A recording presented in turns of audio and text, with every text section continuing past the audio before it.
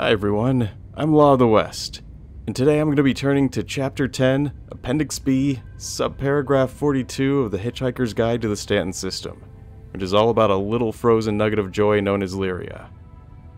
This subchapter of the guide chronicles some of the lesser-known history of this moon, and has information on all of its current sites, and goes into some detail about the uniqueness that's found within its biomes. But first, a little general information.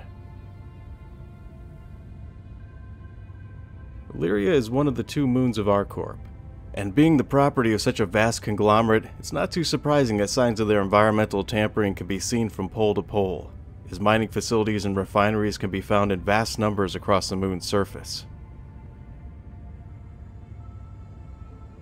Activity on Lyria has long since diminished, and only a fraction of its existing mines and refineries still remain active to this day.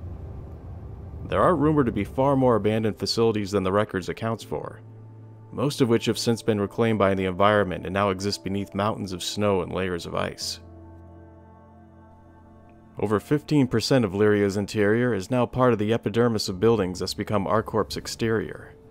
It's lost so much mass over the years that it's actually altered the orbit of the moon and permanently lowered its temperature. So much so that its once vast network of shallow rivers are now a frozen reminder of what they once were. Also, most of ArcCorp's fresh water is also now being imported from Lyria, as the megalopolis continues to slowly ingest the moon one generation at a time.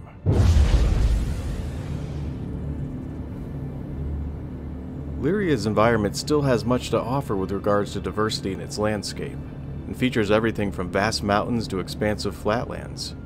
It has open areas that are comprised of exposed dark volcanic rock and huge wastelands of frozen tundra. Ice is quite dominant on Lyria, harboring a vast amount of frozen shallow pockets of water that can be found nearly everywhere throughout its surface. One very distinctive feature that's found on this moon are its cryogeysers. A normal geyser is any element where the water pierces through the terrain in a manner that's akin to a fountain of scalding hot water. A cryogeyser is a unique twist to this naturally occurring phenomena, where the water that pushes up from the surface freezes in mid-action, creating a series of odd shapes that seems to stand out amongst the environment. Others spew frozen debris from them in a perpetual hail of sleet and snow. Lyria has a total of 10 active landing zones, including 4 processing facilities, 2 mining facilities, and 4 named sites. These named sites are the Pit, Loveridge Mineral Reserve, Wheelers, and the Humboldt Mines. The Loveridge Mineral Reserves and the Humboldt Mines are the only 2 unmanned outposts that are still active on Lyria. They both consist of a single building which is devoid of even a basic landing pad. The accommodations are so modest that a ship could fly right over it without even having noticed it was there to begin with. If its beacon ever went down, it would still be invisible even to people who knew where to look for it.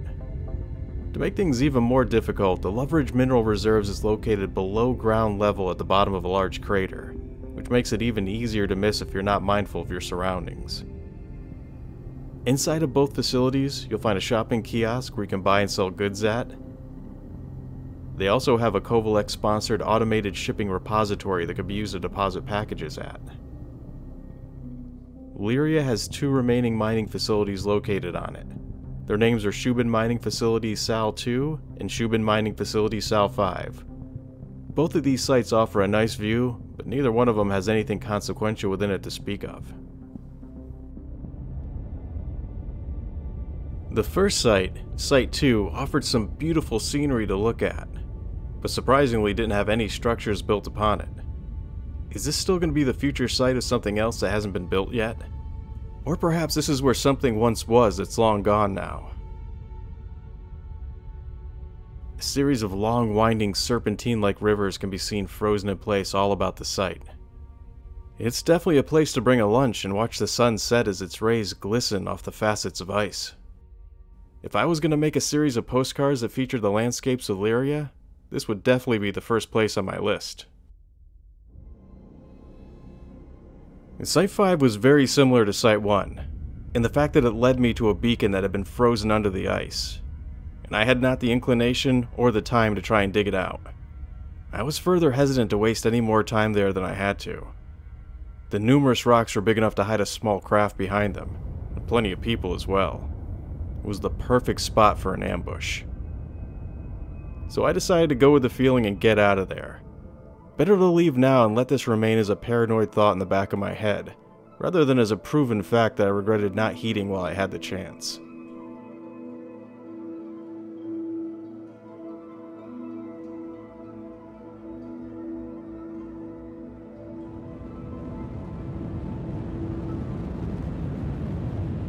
I've grouped the next few sites all together because they offer the same things with regards to what you're going to find there. These sites are the pit and wheelers, as well as the 4 remaining processing facilities. The processing facilities have all been given rather unimaginative designations rather than actual names, which isn't too surprising since they're all named by a corporation like ArcCorp. Their designations are Shubin Processing Facility SPAL 3, 9, 7, and 12.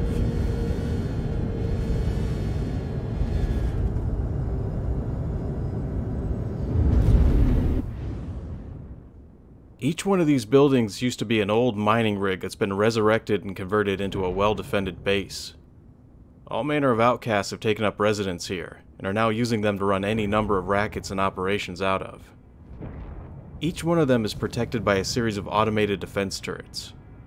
Make sure to approach these places carefully since these turrets are set up in a defensive perimeter around them, and they'll fire on you as soon as you come within range.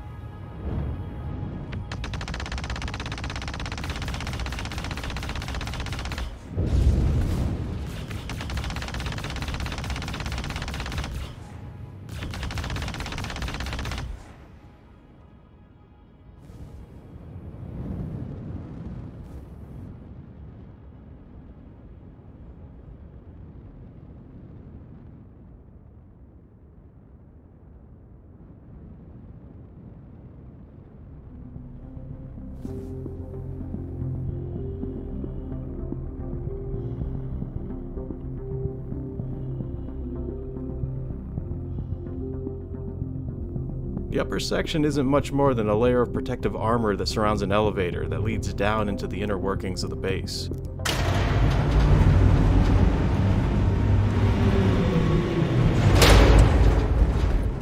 Down here is where you'll find that a majority of the enemy combatants are going to be located.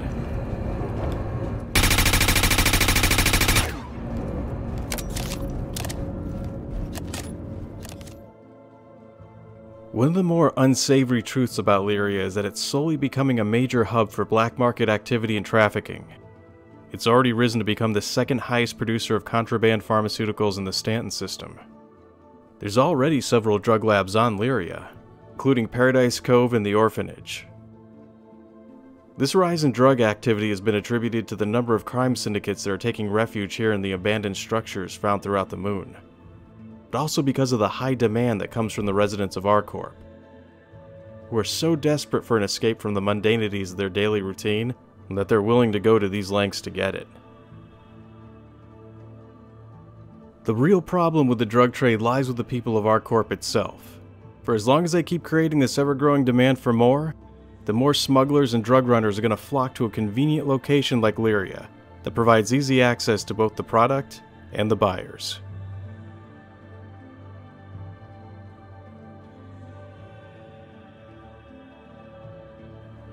Beyond the strip mining, drug trade, and rival factions that are found here, there still exists a real beauty in the outstretched and relatively untouched areas of Lyria.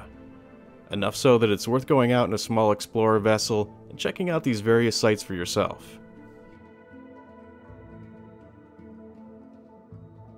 Lyria still holds a lot of mysteries that have yet to be discovered within its untamed frozen tundra, and there's still a lot that's been left to explore.